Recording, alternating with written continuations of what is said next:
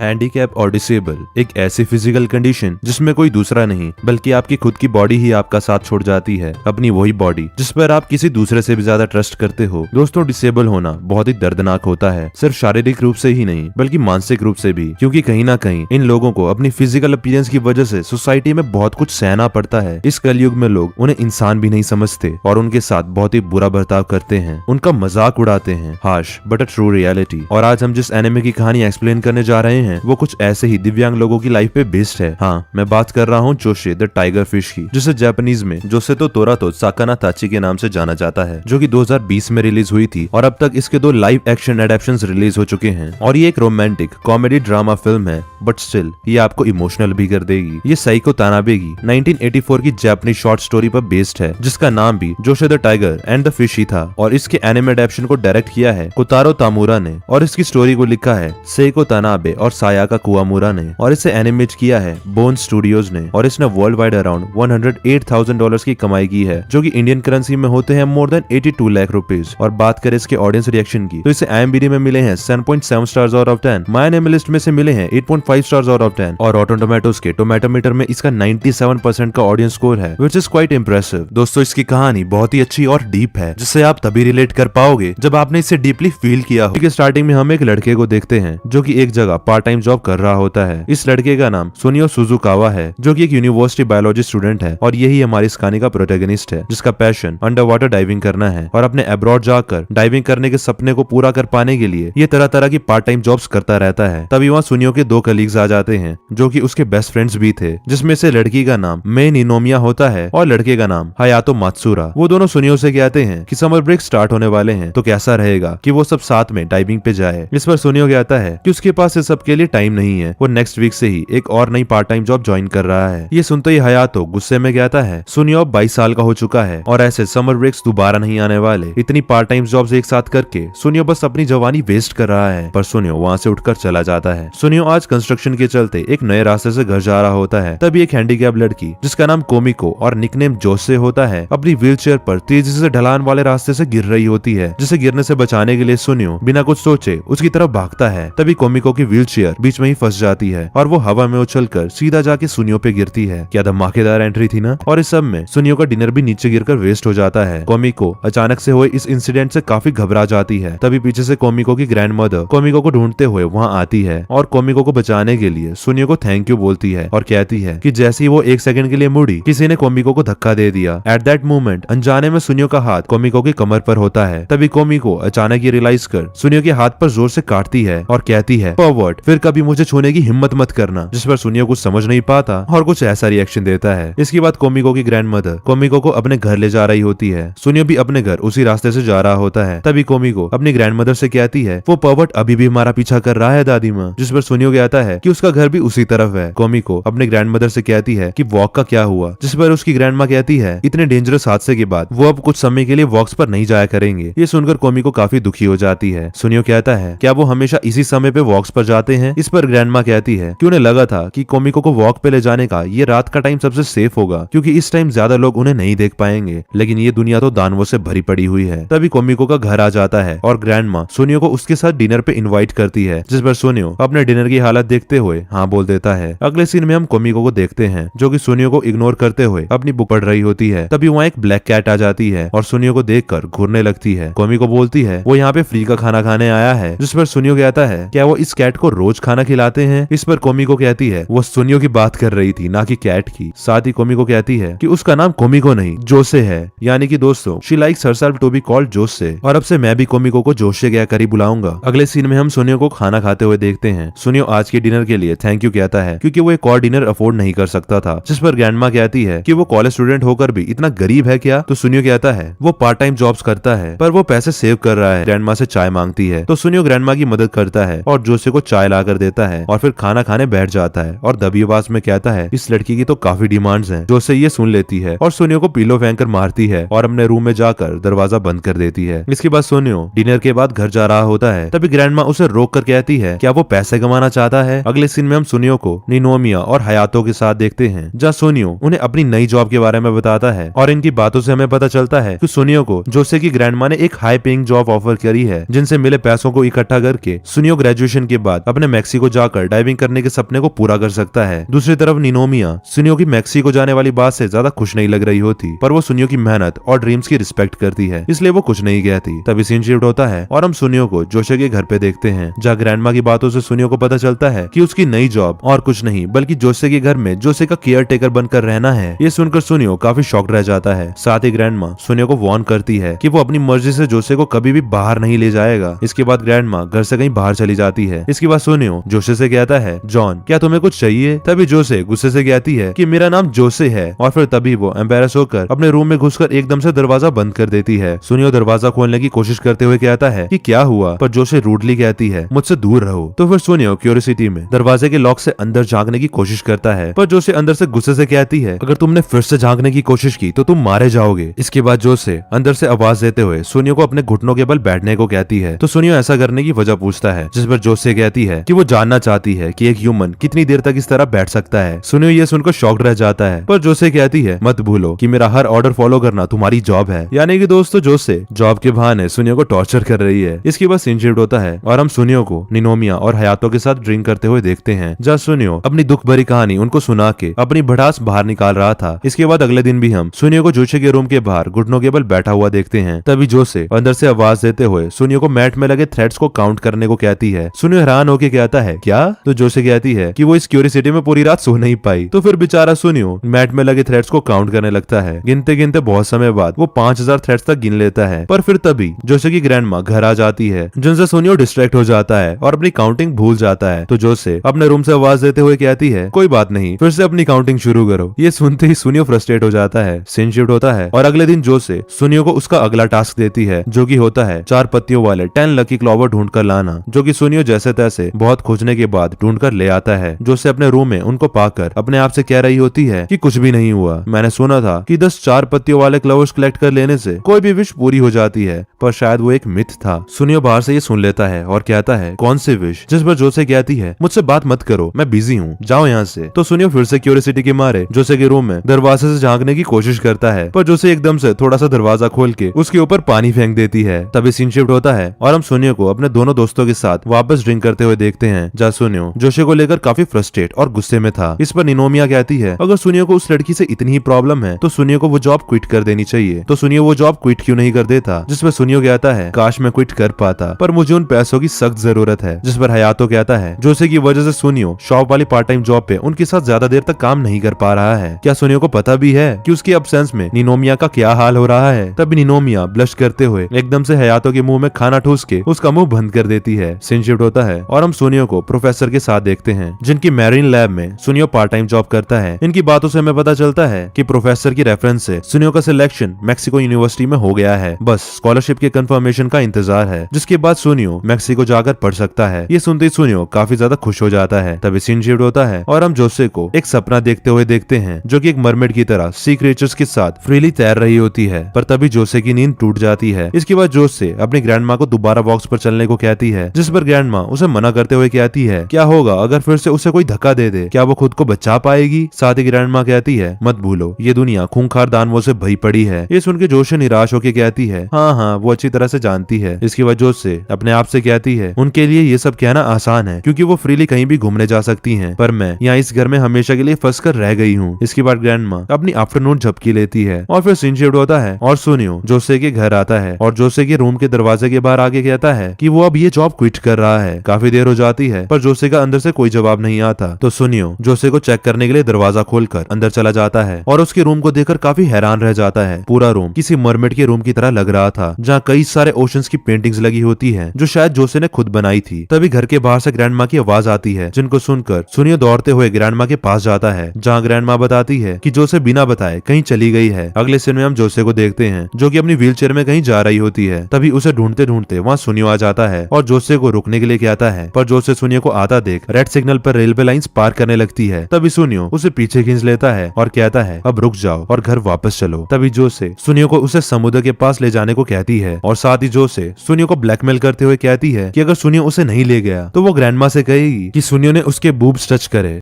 क्या क्या मतलब तुमको वही सुनना है? Okay, take 2। और साथ ही जो से सुनियो को ब्लैकमेल करते हुए कहती है कि अगर सुनियो उसे नहीं ले गया तो वो ग्रैंडमा से कहेगी कि सुनियो ने उसके चंगो मंगो टच करे, जिसकी वजह से उसकी ग्रैंडमा सुनियो को जॉब से निकाल देगी। सुनियो तो ऐसे भी जॉब छोड़ने वाला था, तो सुनियो कहता है जो से जो चाहे वो करे। ऐसा कहकर सुनियो वहाँ से जाने लगता है। जो से काफी दुखी हो जाती है। तभी सुनियो वापस आता है और जोसे को समुद्र दिखाने ले जाने लगता है और साथ ही कहता है पर इसके एक्स्ट्रा चार्जेस लगेंगे। दोनों स्टेशन पहुंच जाते हैं। सुनियो जोसे को टिकट्स लेने को कहता है और स्टेशन के बाहर जाकर ग्रैंडमा को कॉल करके बताता है कि उसे जोसे मिल गई है और वो जल्दी उसे घर ले आएगा। दूसरी तरफ जोसे टिकट्स निकालने जाती है पर मशीन चल नहीं रही होती, तो फिर वो आसपास के लोगों से मदद मांगने की कोशिश करती है पर हर कोई उसे इग्नोर कर देता है। तभी पीछे से एक आदमी फोन चलाते हुए आ रहा होता है और जोसे से टकराता हुआ आगे निकल जाता है और ऐसे दिखाता है जैसे इसमें जोसे की गलती थी। जोसे लोगों का ऐसा रिएक्शन देखकर काफी डिमोटिवेट हो जाती है। सुनियो वापस आता है और जोसे को साइड में अपसेट देखता है। तभी जोसे कहती है टाइगर्स, यहाँ हर जगह सिर्फ टाइगर्स हैं। तभी एक आदमी अपने बैग से जोसे को ठोकर मार देता है। सुनियो उस आदमी को माफी मांगने को कहता है, जिस पर वो आदमी कहता है ये उस लड़की की गलती है। तभी वो आदमी आगे जाकर एक और लेडी से टकरा जाता है, तो लेडी गुस्से में कहती है मुझसे अभी माफी मांगो नहीं तो मैं तुम्हारा दिल निकाल के तुम्हें ही खिला दूंगी। ये सुनकर वो आदमी काफी ज्यादा डर जाता है और उस लेडी को सॉरी बोलकर वहाँ से भाग जाता है। उस आदमी को लेडी से डांट खाता देख जोसे हंसने लगती है। इसके बाद दोनों ट्रेन टिकट्स लेकर ट्रेन में चढ़ने लगते हैं। जोसे ट्रेन में बैठकर काफी एक्साइटेड लग रही थी और जैसे कोई छोटा बच्चा ट्रैवल करते हुए विंडो से बाहर के नजारे देख रहा होता है, जोसे एग्जैक्ट वैसे ही खुश होकर बाहर देख रही होती है। सुनियो लगातार जोसे कोई देखे जा रहा था। तभी जोसे ये रियलाइज कर सुनियो से झूठ कहती है कि ऐसा मत सोचना कि मैं फर्स्ट टाइम ट्रेन में ट्रैवल कर रही हूँ और मुझे घूरना बंद करो। जिस पर सुनियो कहता है मैं बस सोच रहा था कि तुम इस दुनिया को कैसे देखती होगी। जिस तरह से तुमने इस दुनिया को ड्रॉ किया था मैंने भी कभी उस तरह से इस दुनिया को इमेजिन नहीं किया। जिस पर जोसे शर्माते हुए कहती है क्या सुनियो उसके रूम में गया था? तुम काफी बुरे केयर टेकर हो। सुनियो कहता है केयर टेकर? जोसे कहती है हाँ, आज से तुम मेरे केयर टेकर हो। मतलब अब जोसे ने सुनियो को as a caretaker accept कर लिया था। इसके बाद दोनों समुद्र किनारे पहुंच जाते हैं। जोसे समुद्र देखकर अपनी व्हीलचेयर पर समुद्र की तरफ जाने लगती है। तभी जोसे की व्हीलचेयर रेत में धंस जाती है और जोसे नीचे गिर जाती है और फिर वो खुद को घसीटते हुए समुद्र की तरफ जाने लगती है। सुनियो कहता है वो ऐसा क्यों कर रही है? जिसमें जोसे कहती है उसे जवाब चाहिए और कहती है उसके डैड ने एक बार पूछा था कि ओशन का टेस्ट कैसा होता है और जब वो छोटी थी तब उसके डैड उसे एक बार ओशन ले गए थे पर लहरें तेज होने की वजह से वो डर गई थी तो समुद्र के पानी को टेस्ट नहीं कर पाई। फिर इसके कुछ समय बाद उसके डैड बिना इसका जवाब दिए मर गए। साथ ही जोसे कहती है कि ऑफ कोर्स उसने बुक्स में पढ़ा है कि समुद्र का टेस्ट सॉल्टी होता है पर ये उसका आखिरी मौका है ये बात खुद कंफर्म करने का। जोसे समुद्र तक पहुंचने की पूरी कोशिश कर रही होती है। तभी सुनियो उसे अपने कंधे पे उठा लेता है। जोसे उसे ऐसा करते देख एम्बेरस हो जाती है और कहती है मुझे नीचे उतारो पर्वर्ट। सुनियो जोसे को समुद्र की तरफ ले जाते हुए कहता है क्या वो जानना नहीं चाहती कि समुद्र का टेस्ट कैसा होता है? तभी वेव से स्प्लैश होके जोसे के फेस पर थोड़ा सा समुद्र का पानी गिरता है जिसे टेस्ट करके खुश होते हुए जोसे कहती है ये सच में सॉल्टी है, मैंने जितना सोचा था उससे भी कहीं ज्यादा सॉल्टी। और फिर जोसे खुशी से झूम उठती है। सुनियो भी जोसे को पहली बार इतना खुश देखकर उसकी खुशी में शामिल हो जाता है और दोनों खूब हंसते हैं और काफी समय एक साथ समुद्र के पास खेलते हैं। जोसे और सुनियो काफी लेट घर पहुंचते हैं। ग्रैंडमा सुनियो को गुस्से से कहती है उसने तो कहा था कि वो जोसे को लेके जल्दी घर आ जाएगा। इसके बाद ग्रैंडमा सुनियो के प्राइवेट पार्ट को जोर से खींचती है और कहती है अगर उसने फिर से ऐसा कुछ किया तो वो जॉब के साथ साथ अपना कुछ और भी खो देगा। आप सभी समझ ही गए होंगे कि क्या। और फिर ग्रैंडमा वहाँ से चली जाती है। जोसे सुनियो से पूछती है कि वो उसे ओशन दिखाने क्यों लेकर गया, जिस पर सुनियो कहता है कि वो किसी को समुद्र के लिए तरसते हुए नहीं देख सकता। आगे सुनियो बताता है कि उसे फिश को स्विम करते हुए देखना पसंद है, इसलिए वो डाइविंग करने जाता रहता है और साथ ही एक डाइविंग शॉप पे काम भी करता है। ये सुनकर जोसे काफी हैरान होकर कहती है ये काफी कमाल की बात है कि सुनियो मछलियों के साथ अंडर वाटर स्विम करता है। इसके बाद सुनियो कहता है कि वो जोसे को और भी जगह एक्सप्लोर करवाना चाहता है और पूछता है कि क्या जोसे और कोई जगह भी घूमना चाहती है, जिस पर जोसे धीमी आवाज में कहती है उसकी ग्रैंडमा 1 से 3 बजे के बीच आफ्टरनून झपकी लेती है तो उसके बीच सुनियो उसे घुमा सकता है। अगले दिन जोसे और सुनियो ग्रैंडमा के सोने का इंतजार कर रहे थे और उनके सोते ही बाहर घूमने निकल जाते हैं और फिर दोनों कहीं बाहर कुछ खाने जाते हैं। बाहर जोसे पहली बार ऐसा खाना ट्राई कर रही थी और बड़ी एक्साइट होकर खा रही होती है। सुनियो कहता है क्या वो फर्स्ट टाइम ये टेस्ट कर रही है, जिस पर जोसे एम्बेरस होते हुए झूठी कहती है कि वो पहले भी अपने बॉयफ्रेंड्स के साथ ये खा चुकी है और कहती है वो लड़कों के बीच काफी पॉपुलर है और उसके एक समय पे 5-5 बॉयफ्रेंड्स हैं। जिस पर सुनियो कहता है हाँ बिल्कुल। तभी एक लड़का स्केट स्कूटी चलाते हुए वहाँ आता है, जिसे देखकर जोसे भी वो एक बार ट्राई करना चाहती थी। अगले दिन सुनियो वैक्यूम क्लीनर से जोसे के लिए स्केट स्कूटी बनाता है और जोसे को उस पे घुटने के बल बिठा के उस पर उसे राइड कराता है, पर थोड़ा सा आगे जाते ही जोसे नीचे गिर जाती है। सुनियो घबराते हुए उसके पास आता है और कहता है कि क्या वो ठीक है, तो जोसे सुनियो को उसका व्हील फेंक कर मारती है। अगले दिन जोसे खुद से कुकिंग करना चाहती थी, तो सुनियो उसकी इसमें मदद कर रहा होता है। आज ग्रैंडमा जोसे को खाना बनाते देख काफी शॉक्ड रह जाती है। अगले सीन में जोसे सुनियो के साथ मूवी देखने जाती है, तभी सीन शिफ्ट होता है और सुनियो जोसे को एक्वेरियम ले जाता है। जोसे पहली बार ऐसा कुछ देख रही होती है जहाँ सुनियो जोसे का पर्सनल होस्ट बनकर पूरा एक्वेरियम घुमाता है। अगले सीन में हम जोसे को उसके रूम में देखते हैं, जिसने अब ओशन के अलावा भी कई सारी जगह की ड्राइंग्स बनाना शुरू कर दी होती है, जिसका मतलब उसने अभी तक सिर्फ ओशन को ही देखा था, पर सुनियो के साथ उसने काफी सारी नई चीजों को एक्सपीरियंस किया। तभी सीन शिफ्ट होता है और हम ग्रैंडमा को एक आदमी के साथ बात करते हुए देखते हैं, जो कि एक कंसल्टेंट था, और वो जोसे को इंडिपेंडेंट बनाने के लिए ग्रैंडमा को जोसे के लिए एक जॉब ऑफर दिखाता है, जिस पर ग्रैंडमा साफ मना कर देती है और कहती है वो जोसे को बाहर जाने नहीं देती। और यहाँ हमें इनकी बातों से पता चलता है कि ग्रैंडमा पहले से जानती है कि सुनियो और जोसे छुप छुप कर बाहर घूमने जाते हैं, पर ग्रैंडमा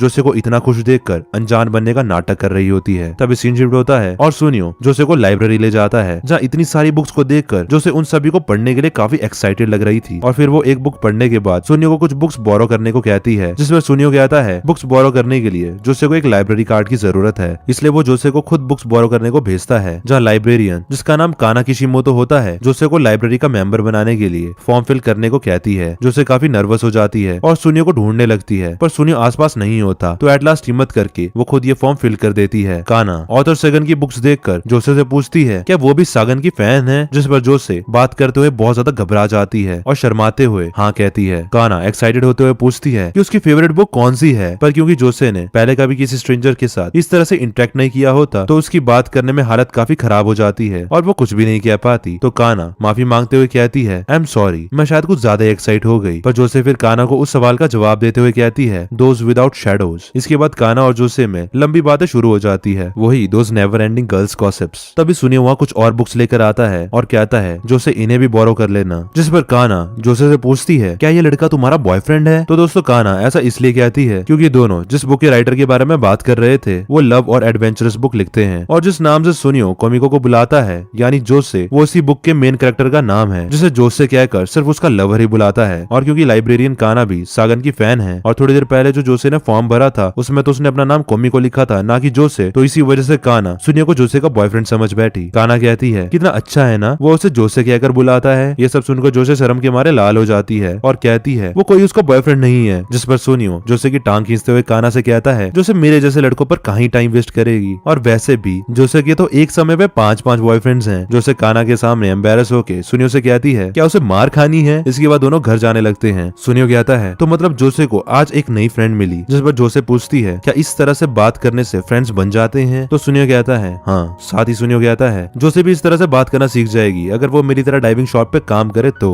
ये सुनकर जोसे उसे अपने डाइविंग शॉप दिखाने को कहती है, तो फिर दोनों डाइविंग शॉप पहुंचते हैं, जहाँ हयातो जोसे की खूबसूरती पे फिदा हो जाता है और अपना शानदार तरह से इंट्रो देते हुए जोसे पे लाइन मारते हुए उसके सोशल हैंडल्स के लिए पूछता है, जिस पर जोसे कहती है उसके पास तो फोन ही नहीं है, और हयातो के अरमान यहीं पर चूर चूर हो जाते हैं। इसके बाद सुनियो जोसे को अपना डाइविंग कलेक्शन दिखाने लगता है। तभी वहाँ निनोमिया आ जाती है और जोसे से बात करने की कोशिश करती है, पर जोसे सुनियो की फीमेल फ्रेंड निनोमिया को देखकर जेलस फील करती है और उसे इग्नोर कर उसकी किसी बात का जवाब नहीं देती। तो फिर निनोमिया सुनियो से बातें करने लगती है और उन्हें इस तरह से इतना क्लोज बातें करता देख निनोमिया वहाँ से चली जाती है। सुनियो को कुछ समझ नहीं आता और वो जोसे को रोकने की कोशिश करता है और कहता है वो ऐसे क्यों जा रही है, वही तो उसकी डाइविंग शॉप देखना चाहती थी। पर जोसे कहती है उसे ऐसी जगह पर आना पसंद नहीं है। सुनियो कहता है कैसी जगह, और जोसे को यहाँ क्या पसंद नहीं आया। पर जोसे लड़कियों का वो फेमस डायलॉग मारती है तुम नहीं समझोगे। इस पर सुनियो गुस्से में कहता है मैं क्या नहीं समझ पा रहा, पर जोसे वहाँ से अकेले ही घर चली जाती है। गाइस इसका मतलब जोसे को कहीं ना कहीं सुनियो के लिए फीलिंग्स हैं, तभी वो किसी और के साथ सुनियो को नहीं देख पाई। तभी सीन शिफ्ट होता है और हम जोसे को उसके घर पे देखते हैं। जोसे अपनी ग्रैंडमा को कल से सुनियो को यहाँ बुलाने से मना कर देती है। अगले सीन में सुनियो को ग्रैंडमा का कॉल आता है जो कि उसे अब से काम पे आने को मना कर देती है। सीन शिफ्ट होता है और हम सुनियो को अपनी पार्ट टाइम जॉब पर काम करता हुआ देखते हैं। तभी सुनियो को मैक्सिको यूनिवर्सिटी की तरफ से स्कॉलरशिप कंफर्मेशन का मैसेज आता है, जिसके अकॉर्डिंग सुनियो 6 महीने के बाद मैक्सिको जाने वाला है, जिसे देख सुनियो काफी ज्यादा खुश हो जाता है। अगले सीन में हम काना को देखते हैं जो कि जोसे से सुनियो के बारे में पूछती है, क्योंकि आज वो लाइब्रेरी अकेली आई थी, जिस पर जोसे कहती है कि उस बेवकूफ की किसे जरूरत है, वो किसी काम का नहीं है, वो बस भूखों की तरह खाता है और लड़कियों के साथ फ्लर्ट करता है। काना हंसते हुए हुए कहती है ये तो होना ही था। तभी वहाँ एक छोटी बच्ची आती है, नहीं हीरोपंती वाली छोटी बच्ची नहीं, सच्ची मुच्ची वाली छोटी बच्ची, और वो काना को उसके लिए स्टोरी पढ़ने को कहती है, पर काना बिजी होने के कारण मना कर देती है। जिस पर वो बच्ची जोसे को स्टोरी पढ़ने को कहती है और जोसे थोड़ा घबरा के उसे स्टोरी सुनाने के लिए मान जाती है। और देखते देखते स्टोरी सुनने के लिए बच्चों की भीड़ लग जाती है, पर जोसे काफी नर्वस होती है और बड़ी मुश्किल से स्टोरी सुनाना शुरू करती है। कहानी एक मरमेड के बारे में होती है, पर जोसे इतनी नर्वस होती है कि उसकी स्टोरी बताने के तरीके में कोई इमोशन ही नहीं होता, जिससे बच्चे बोर होकर चुपचाप वहाँ से उठकर चले जाते हैं। जोसे की नजरें बुक में ही चिपकी थी कि उसे पता ही नहीं चला कि सब बच्चे उठकर वहाँ से चले गए हैं। लास्ट में जोसे नजरें उठा के देखती है तो उसके सामने सिर्फ वही बच्ची बची होती है जिसने जोसे को स्टोरी सुनाने को कहा था। वो बच्ची जोसे से पूछती है कि मरमेड कासल कैसा होता है, जिस पर जोसे उसे बोर्ड पर मरमेड कासल बनाकर दिखाती है, जो कि उसने काफी एपिक बनाया होता है। इतना सुंदर आर्ट देखकर काना जोसे को पेंटिंग्स का कलेक्शन बनाकर पब्लिश करने का सजेस्ट करती है, पर जोसे शर्मा जाती है और नर्वस होकर कहती है वो ये नहीं कर सकती। तभी सीन शिफ्ट होता है और हम जोसे को देखते हैं जो कि अपने रूम में ड्राइंग बना रही होती है। तभी सुनियो वहाँ आ जाता है। जोसे गुस्से में कहती है कि सुनियो को यहाँ आने से मना किया हुआ है, पर सुनियो लाइट बंद करके एक सुंदर फिश लैम्प जलाता है और जोसे को गिफ्ट करता है, जो कि उसने खुद बनाया था, और वो जोसे को काफी प्रीटी लगता है। पर जोसे कहती है अगर ये उसके केयरटेकर ने बनाया है तो ये काफी अगली है। इसके बाद जोसे पूछती है कि ये कौन सी फिश है, जिस पर सुनियो बताता है ये एक रेयर फिश है जो कि सिर्फ मेक्सिको में ही पाई जाती है। साथ ही सुनियो बताता है कि ऐसी एक फिश एक लोकल स्टोर में हुआ करती थी जिसे वो रोज स्कूल के बाद देखने आता था, और जब सुनियो स्विमिंग सीख गया तब उसका इंटरेस्ट इसमें और बढ़ गया, पर वो अपने पेरेंट्स के साथ रहने के चलते कभी मेक्सिको जाकर इनके झुंड को एक साथ स्विम करते हुए नहीं देख पाया। सुनियो आगे बताता है कि अपने पेरेंट्स के डाइवोर्स के बाद सिर्फ उसकी मॉम ही उसके साथ हैं, पर वो भी अपने काम की वजह से ज्यादातर बिजी ही रहती हैं। ये सब सुन के जोसे कहती है वो फिश जरूर बहुत खुश होती होगी जब भी सुनियो उसे मिलने जाता होगा, जिस पर सुनियो बताता है वो बचपन से ही इस फिश के ग्रुप के साथ स्विम करने का सपना देखता था, इसलिए वो पढ़ाई के साथ साथ पार्ट टाइम जॉब्स करके पैसे सेव कर रहा है ताकि वो एक दिन मेक्सिको जाकर अपना ड्रीम पूरा कर पाए। पर क्योंकि ये फिश इतनी रेयर है तो इन्हें एक वेकेशन में ढूंढ पाना काफी मुश्किल है, नहीं तो सुनियो कब का कुछ दिन के लिए मेक्सिको जाकर ये करके आ पाता। तभी उस फिश लैम्प की लाइट बंद हो जाती है और हर जगह अंधेरा हो जाता है। जो उससे अपसेट होके कहती है ये वाला फिश लैम्प तो खराब है, तो सुनियो लैम्प को फिर से ठीक कर देता है। पर इसी बीच दोनों एक दूसरे के काफी करीब आ जाते हैं और एक दूसरे में कुछ पल के लिए खो से जाते हैं, बस जैसे किसकी ही देरी थी। लेकिन जैसे ही जोसे ये रियलाइज करती है तो एम्बेरस होके सुनियो को जोर से अपना सर मारती है और दूर हो जाती है। सुनियो को समझ नहीं पाता और दर्द में चिल्लाते हुए कहता है तुमने ऐसा क्यों किया। अगले दिन हम जोसे को मस्त सजते सवरते देखते हैं। सुनियो वहाँ आता है और जोसे अपनी ग्रैंडमा के सामने ही सुनियो को बाहर घूमने चलने को कहती है। आज जोसे का ऐसा रूप देखकर ग्रैंडमा भी शॉक रह जाती है। जोसे जाते समय अपनी ग्रैंडमा से कहती है ये दुनिया इतनी भी बुरी नहीं है, और फिर वो सुनियो के साथ बाहर चली जाती है। ग्रैंडमा ये देखकर काफी ज्यादा खुश होती है और खुशी से झूम उठती है। गाइस मतलब ग्रैंडमा ये सब पहले से ही चाहती थी, पर उन्हें कोई सही सा लड़का चाहिए था जो अच्छे से जोसे का ख्याल रख सके, जो उसे बाहरी दुनिया में जीना सिखा सके। तभी सीन शिफ्ट होता है और हम जोसे को सुनियो के साथ जो में एक टाइगर के केज के पास देखते हैं। टाइगर को देखकर जोसे कहती है उसे अब नाइटमेयर्स आने वाले हैं, जिस पर सुनियो कहता है कि जोसे खुद ही तो टाइगर देखना चाहती थी, जिस पर जोसे कहती है वो इस जू के सबसे डरावने जानवर को सुनियो के साथ देखना चाहती थी क्योंकि उसे लगता है कि वो ये इजीली हैंडल कर सकती है जब तक सुनियो उसके साथ है। जिस पर सुनियो कहता है ऐसा क्यों, तो जोसे सुनियो का हाथ पकड़कर कहती है क्योंकि वो सुनियो पे ट्रस्ट कर सकती है और वो सुनियो पे डिपेंडेंट है। तभी सीन शिफ्ट होता है और दोनों घर जा रहे होते हैं। जोसे सुनियो को लाइब्रेरी में बच्चों को कहानी सुनाने वाली बात बताती है और कहती है कि वो नर्वस थी इसलिए वो स्टोरी ठीक से नहीं सुना पाई, पर उसकी पेंटिंग्स बच्चों को काफी पसंद आई, जिसके बाद उसने और ज्यादा ड्रॉ करने का डिसाइड किया है। साथ ही जोसे बताती है कि वो पेंटिंग को अपना प्रोफेशन बनाना चाहती है, वो सुनियो की तरह ही अपने ड्रीम्स को पूरा करने की कोशिश करना चाहती है। जिस पर सुनियो कहता है उसे भी उसकी ड्राइंग्स काफी पसंद है। जोसे सुनियो को बताती है कि वो अपने डैड के साथ स्प्रिंग्स में चेरी ब्लॉसम देखने आया करती थी, जिस पर सुनियो कहता है वो नजारा काफी सुंदर होता होगा। तो इस पे जोसे कहती है अगर सुनियो भी वो देखना चाहता है तो वो अगले साल उसके साथ यहाँ आ सकता है। तो सुनियो अपनी मेक्सिको जाना कंफर्म होने वाली बात जोसे को बताना चाहता था, पर फिलहाल वो कुछ नहीं कहता। तभी सीन शिफ्ट होता है और हमें पता चलता है कि जोसे की ग्रैंडमा की हालत खराब होने के कारण उनकी अचानक डेथ हो गई है। अब जोसे का इस दुनिया में और कोई नहीं है। ग्रैंडमा के जाने के बाद अब वो बेसहारा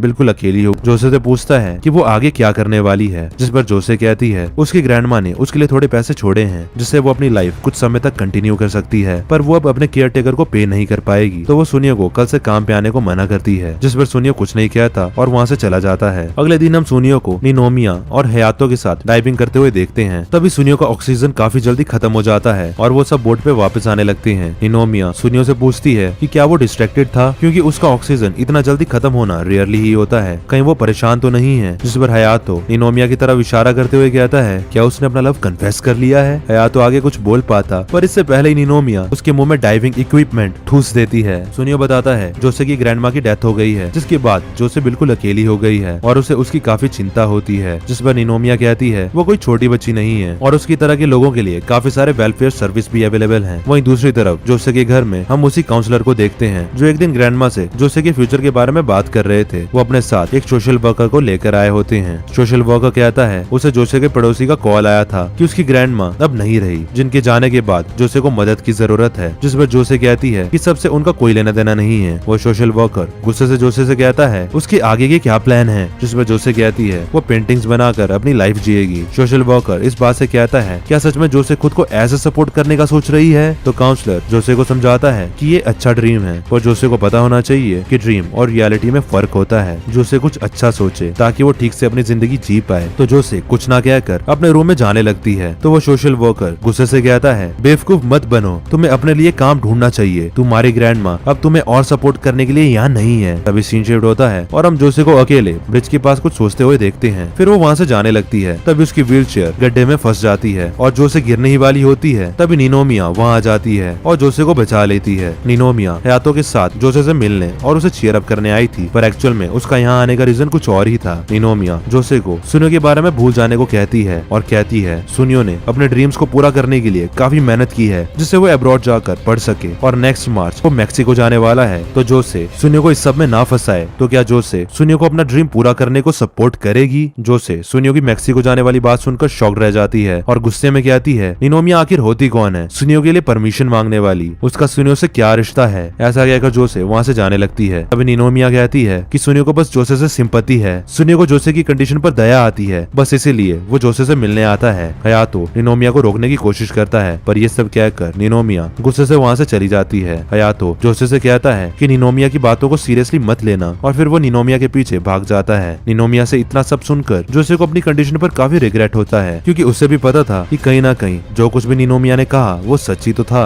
अगले सीन में हम सुनियो को देखते हैं जो कि जोसे से मिलने उसके घर आता है और जोसे के रूम को बिल्कुल साफ देखकर शॉक रह जाता है। तभी पीछे से जोसे आ जाती है और कहती है उसने एक हेल्पर हायर कर लिया है जो महीने में एक बार उसका रूम साफ कर देगी। सुनियो उसकी पेंटिंग्स के बारे में पूछता है कि वो कहाँ गई, जिस पर जोसे कहती है उसने वो सब बाहर फेंक दी और इस सब से सुनियो का कोई लेना देना नहीं है। फिर वो रेडियो ऑन करने लगती है जो कि खराब होता है, तो सुनियो उस रेडियो को ठीक करने लगता है। तभी जोसे कहती है ये उसके केयर टेकर की जॉब का आखिरी दिन है और वो एक आखिरी टास्क अपने केयर टेकर को दे रही है, जो कि होता है एक और बार समुद्र देखना। तभी सीन शिफ्ट होता है और हम जोसे और सुनियो को समुद्र के किनारे देखते हैं। तभी जोसे रोते हुए कहती है ये सॉल्टी है और फिर वो वहाँ से अकेले ही वापस जाने लगती है। सुनियो उसे रोकते हुए कहता है मैं तुम्हारे लिए फ्री में केयर टेकर बनकर रहूंगा, पर जोसे कहती है अब मैं जोसे नहीं रही और मैं अब एक ऑफिस में जॉब करूंगी। तो सुनियो कहता है तुम्हें पेंटिंग करना नहीं छोड़ना चाहिए, जिस पर जोसे कहती है मैं उसकी पहुंच से दूर हूँ, जैसे हर चीज मेरी पहुंच से दूर होती है। छत पर फंसा बैलून, एक पेड़ पर बैठा बग, बारिश में छत के नीचे चलना, श्राइन की सीढ़ियों पर चढ़ना, हर चीजें हमेशा मेरी पहुंच से दूर है। अब मेरी और इच्छा नहीं है उन चीजों तक पहुंचने की। जिस पर सुनियो कहता है अगर ऐसा ही है, अगर तुम इन चीजों तक और नहीं पहुंचना चाहती तो फिर तुम दुखी क्यों हो? जो तुम्हें पसंद है तुम्हें उन पर गिव अप नहीं करना चाहिए। तभी जोसे कहती है सुनियो तुम जल्दी जा रहे हो है ना?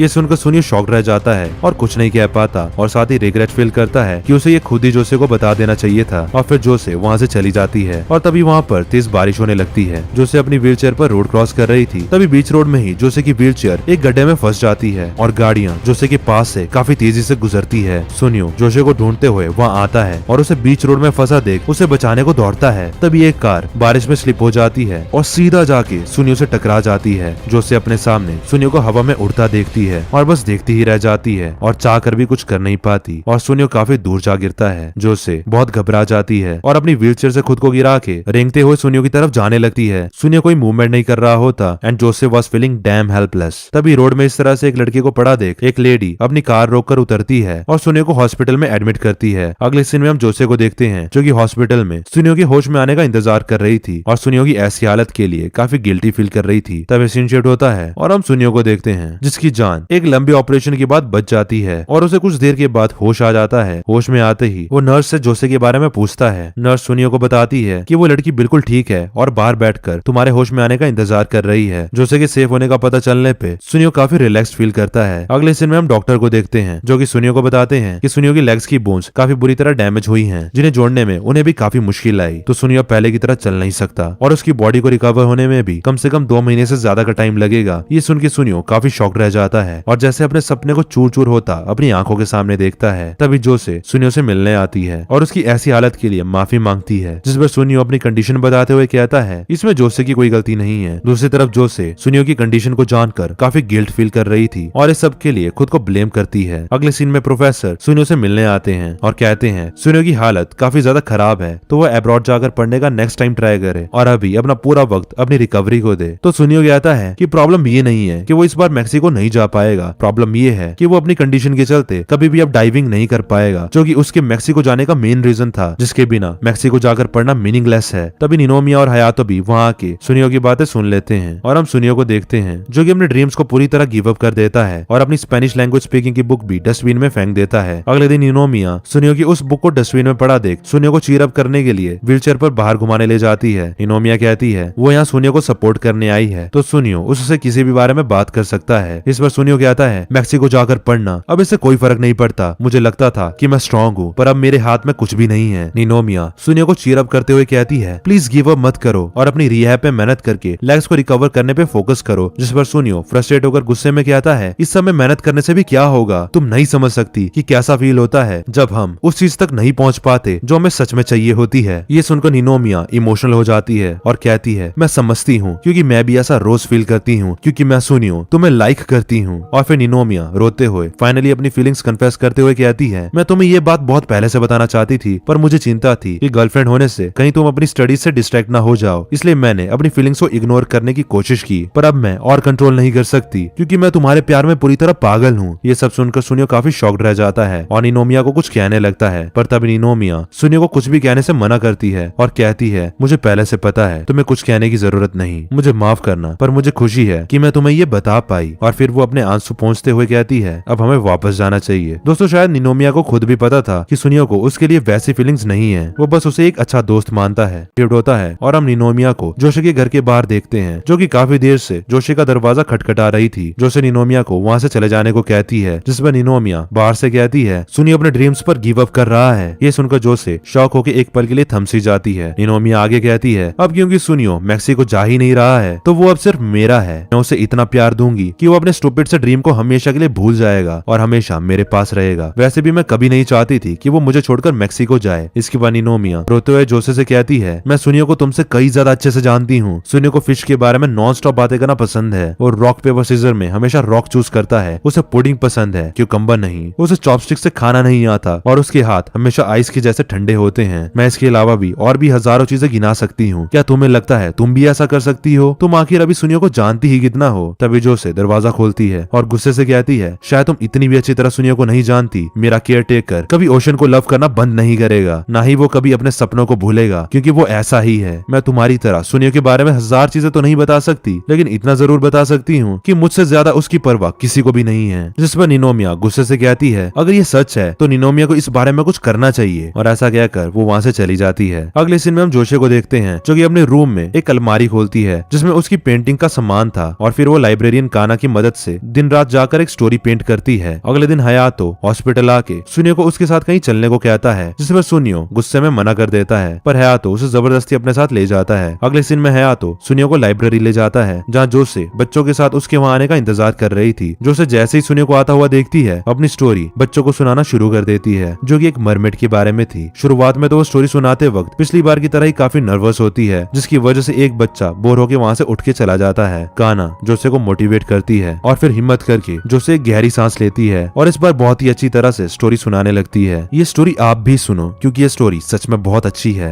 एक बार एक मर्मेड को अपने 20th बर्थडे पर एक मैजिकल शैल गिफ्ट में मिलता है। मैजिकल शैल कहता है कि वो उसे एक बार इंसान में बदलकर वापस एक मर्मेड बना सकता है, पर वो इस दौरान और कोई विश नहीं मांग सकती और अगर उसने ऐसा किया तो वो एक बबल में बदल जाएगी और गायब हो जाएगी। इसके बाद मर्मेड इंसान में बदलकर पहली बार अपनी समुद्र की दुनिया से बाहर जमीनी दुनिया पे जाती है, पर उसे क्या पता था कि बाहर की दुनिया बहुत खतरनाक है। जंगल में घूमते हुए उसके पीछे एक टाइगर पड़ जाता है। वो मरमेड डर के मारे भागते हुए गिर जाती है, पर इससे पहले वो टाइगर उसे खा पाता तभी एक सफेद पंखों वाला लड़का आसमान से नीचे आके उसे बचा लेता है। मरमेड उसके पंखों की तारीफ करती है, जिस पर वो लड़का कहता है वो स्प्रिंग के आते ही अपने विंग्स से उड़कर स्पार्कलिंग सी की तरफ चला जाएगा। वो एक ऐसी जगह है जहाँ ऑरेंज फिश की फैमिली मिलती है। इसी बीच वो दोनों अच्छे फ्रेंड्स बन जाते हैं और काफी जगह साथ घूमते हैं। दोस्तों बच्चे इस कहानी को बहुत ही ध्यान से सुन सुन रहे थे जैसे अभी आप सुन रहे हो। और दूसरी तरफ सुनियो इस कहानी को खुद से रिलेट करने लगता है। Back to the mermaid story जो से आगे बताती है मौसम बदल जाता है और उस लड़के का अपने डेस्टिनी की तरफ जाने का समय आ जाता है, जिस पर मरमेड काफी दुखी होती है और अकेले ही जंगल में चली जाती है, जहाँ वो टाइगर उस पर फिर से अटैक कर देता है। पर वो लड़का सही समय पे वहाँ आकर उसे फिर से बचा लेता है, पर खुद वो इसमें बुरी तरह घायल हो जाता है और उसके पंख टूट जाते हैं। मरमेड इस बात से काफी दुखी होती है और मैजिक शेल से उसे बचाने की विश मांगती है, जिसकी वजह से कुछ ही सेकंड्स में वो पूरी तरह से ठीक हो जाता है। पर उसके पंख इतने डैमेज हो चुके थे कि वो वापस ही नहीं आते, यानी कि अब वो कभी भी उड़ नहीं सकता।